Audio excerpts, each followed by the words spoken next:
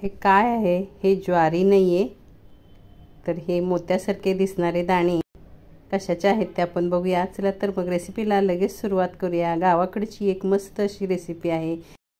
इथे मी भेंड्या घेतलेल्या आहेत. तुम्ही बघू शकता, भेंड्या ह्या कोवळ्या नसून थोड्याशा जून कडक अशा भेंड्या आहेत. या रेसिपीसाठी खास अशाच भेंड्या घेतल्या जातात. ही रेसिपी बनवण्यासाठी बाजारात बऱ्याच वेळा भाजी आणणाऱ्या लोकांना सांगितलं जातं, दादा जून भेंडी आणा पुढच्या वेळेस, तेव्हा ते पुढच्या आठवड्यात येताना अशी जून भेंडी घेऊन येतात. सहसा ही भेंडी नेहमी येत नाही, आपल्याला मागावी लागते किंवा सांगून शोधून आणावी लागते. तर या भेंड्या मी स्वच्छ धुवून घेतलेल्या आहेत. याची सालं जून असली तरी आतमध्ये त्याचे निघणारे दाणे हे मोत्यासारखे एकदम कोवळे असतात, अगदी मऊ असतात. जसा आपण ओला वाटाणा कसा कोवळा कोवळा येतो, तो हाताने आपण दाबला तरी असा मऊ होतो, तसे हे दाणे असतात. आणि अगदी ज्वारीसारखे पांढरे शुभ्र असे मोत्यासारखे दाणे याचे असतात. तर या सर्व भेंड्या मी धुवून सुक्या करून घेतलेल्या आहेत आणि मध्ये चीर देऊन किंवा सालं काढून आपण याचे असे दाणे काढून घ्यायचे आहेत. ही गावाकडची एक पारंपरिक रेसिपी आहे. आता गावी गेल्यानंतर एखादा तरी पदार्थ आपण गावचा ट्राय करतो, माहीत नसेल तर माहिती करून घेतो. माझ्या जाऊबाईंनी ही रेसिपी मला सांगितली, म्हटलं करून बघूया आपण कशी लागते. मी पण पहिल्यांदाच करत होते. एक वाटीभर असे मोत्यासारखे दाणे निघालेले आहेत भेंडीचे. आता आपण याचं वाटण करणार आहोत. भाजलेले शेंगदाणे, 6-7 मिरच्या, आलं, 5-7 लसणाच्या पाकळ्या आणि कोथिंबीर, जिरं घेतलेलं आहे. शेंगदाणे गावाकडचे लाल आहेत, भाजलेले आहेत, कच्चेसारखे दिसत आहेत पण ते भाजलेले आहेत. हे सर्व आपण मिक्सरच्या भांड्यात टाकून घ्यायचं आहे. कोथिंबीर टाकायची आहे आणि अगदी पाव चमचा मीठ टाकून आपण हे सगळं छान वाटून घ्यायचं आहे. खूप पेस्ट नाही करायची, आपण खरडा ठेचा करतो तसे ह्याचं जाडसर करून घ्यायचं आहे वाटण. कढईमध्ये अगदी 1 चमचा तेल टाकायचं आणि हे भेंडीचे दाणे सगळे छान भाजून घ्यायचे. मज्जा वाटते ना, भेंडीमधले दाणे असे मोत्यासारखे ज्वारीसारखे दिसत आहेत, त्याची आपण भाजी खाणार आहे. मला सुद्धा खूप कुतूहल वाटलं की भेंडीच्या आतल्या बियांची सुद्धा भाजी करतात.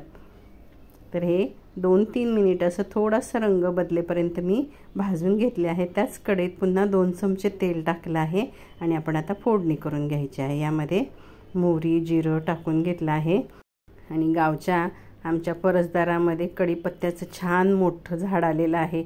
खूप सुवास येतो सकाळी त्याचा, अगदी कढीपत्त्याचा वास खूप छान येतो. त्याची 2 दांड्या मी तोडून आणल्या आहेत आणि स्वच्छ धुवून घेतल्या आणि त्या मी याच्यात फोडणीत टाकत आहे. खूप छान वाटतं ना, अगदी दारात आलेला कढीपत्ता तोडायचा आणि फोडणीत घालायचा. खूप मजा येते. अगदी छोटीशी गोष्ट आहे पण अगदी असा आनंद होतो. फोडणीमध्ये कढीपत्ता, 1 कांदा कापून घातला आहे, तो पण छान परतून घ्यायचा आहे. याच्यामध्ये आपण हळद टाकून घ्यायची आहे.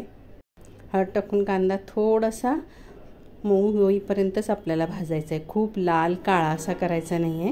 आणि त्यामध्ये आपण वाटून घेतलेलं वाटण आहे ते टाकून परतून घ्यायचं आहे. या वाटणामुळेच भाजीला खूप छान चव येते. गावामध्ये बाजारात, आठवडे बाजारात जेव्हा भाजी आणायला जातो तेव्हा बऱ्याच महिला आपल्या नेहमीच्या ओळखीच्या भाजीवाल्यांना सांगतात, पुढच्या वेळेस अशी भेंडी आणा. मागून अशा भेंड्या घेतल्या जातात आणि याची भाजी बनवली जाते. आपण भाजून घेतलेले भेंडीचे दाणे आहेत ते आपण मसाला परतल्यानंतर त्यामध्ये टाकून घेतले आहेत. मस्त वेगळ्या चवीची, वेगळ्या टेस्टची आणि वेगळ्या रंगाची भाजी तयार होते.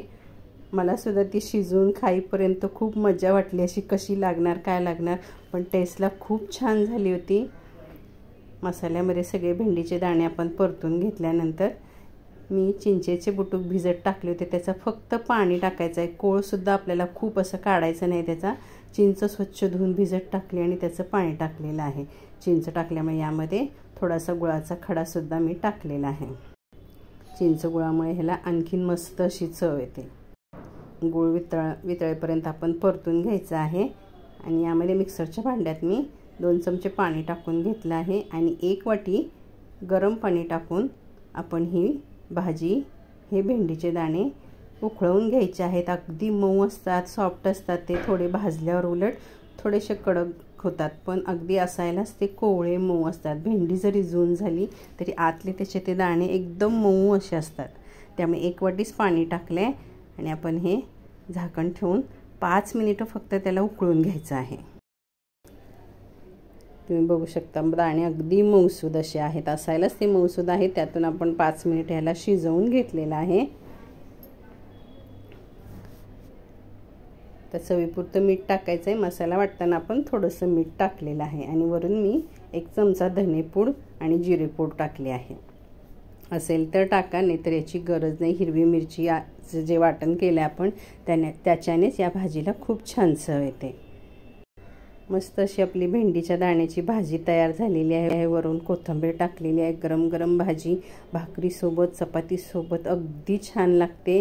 जरूर एकदा ट्राय करा. गावी गेल्यानंतर कधीतरी आपण अशा रेसिपीसुद्धा शिकल्या पाहिजेत, बनवून पाहिल्या पाहिजेत, टेस्ट बघितली पाहिजेत. आपण पाहिली तरच आपल्या मुलांनासुद्धा कळेल. आम्हाला दोघींना तर ही भाजी खूप आवडली. तुम्हीसुद्धा एकदा जरूर ट्राय करा. आणि हे लोणचंसुद्धा माझ्या जाऊबाईंनी लिंबू मिक्सरमध्ये क्रश करून मसाले टाकून बनवलेलं आहे. याला न शिजवता बनवलेलं आहे. हे सुद्धा चवीला एकदम सुंदर झालेलं आहे. मलासुद्धा 1 बाटली भरून दिलेलं आहे.